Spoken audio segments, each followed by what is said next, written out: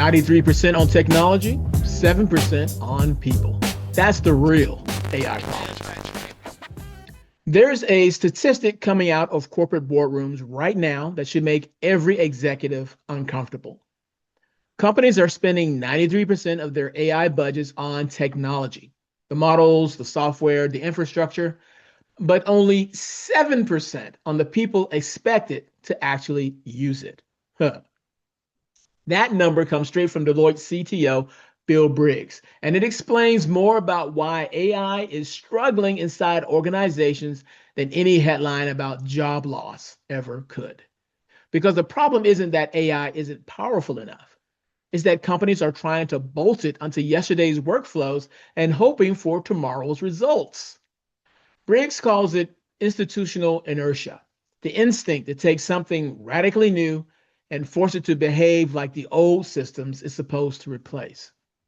He likens it to trying to cook paella and ending up with nothing but cilantro. You bought the ingredients, but you never learned the recipe. And the consequences are already visible. Despite more access to generative AI, actual usage inside companies is falling. Trust is collapsing. Nearly half of workers admit to bypassing company rules and using unauthorized tools, what we now call shadow AI. Not because they're reckless, but because the approved tools are harder to use, slower, and disconnected from how work really gets done. This is what happens when organizations invest in machines but ignore humans. Training gets skipped. Jobs don't get redesigned. Managers don't know how to lead AI augmented teams.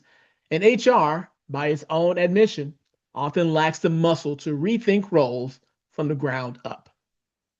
So workers do what workers always do when leadership hesitates. They adapt in secret. Meanwhile, boards freeze, not because they doubt AI's potential, but because they fear buyer's remorse. What if the model we choose today is obsolete next week? What if we commit too early? But waiting comes with its own penalty. Briggs compares that hesitation to a pre-snap penalty in football. You didn't lose the game, but you definitely didn't help yourself. Progress doesn't come from perfect timing. It comes from starting, learning, and adjusting. And this urgency is only increasing. We're moving from digital AI to physical AI, robots, drones, autonomous systems operating in the real world. When those systems fail, the cost isn't just inefficiency, it's safety, liability, and trust. The lesson here is simple, but uncomfortable. AI transformation is not a technology problem, it's a people problem. Until companies rebalance that 93 to 7 split, until they invest in training, job redesign, culture, and trust, they'll keep buying powerful tools that no one fully uses. The technology is ready. The question is whether leadership is. If you want to keep up with what's happening now and what's happening next in the world of work, subscribe to my newsletter, The Recruiting Life, over at jimstroud.com. Because the fastest way to waste an AI investment is to forget that humans still do the work of making it all matter.